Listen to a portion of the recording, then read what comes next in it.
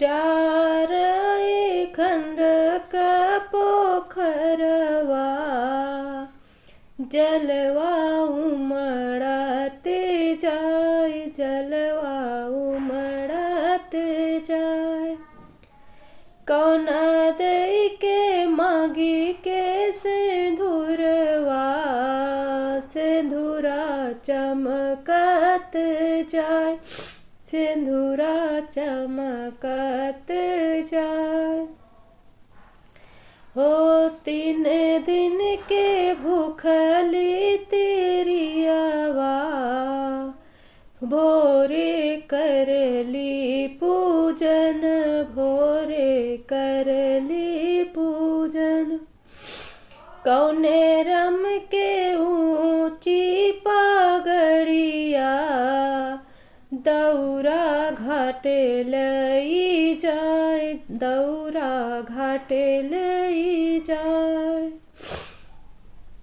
इतनी वचन सुनी तिरिया, भोरे भोरे भोरे जाए।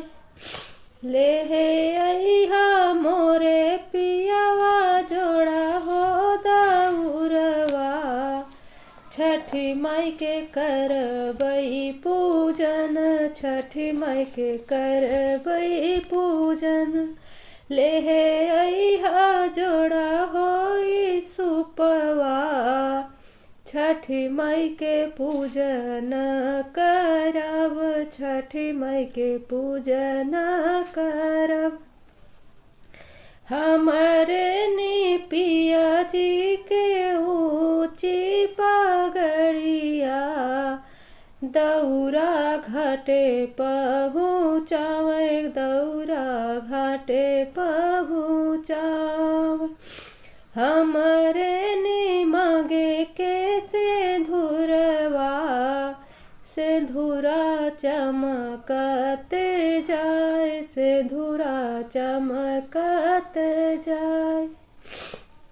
हो पहले दिन खयली नीलवकी के सगवा, दूजे करली उपवास, दूजे करली उपवास।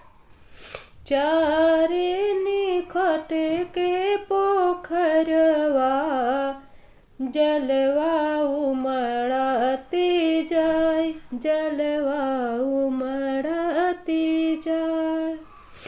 हमारे ने पिया के पगड़िया, दौरा घाटे पहुँचाए, दौरा घाटे पहुँचाए।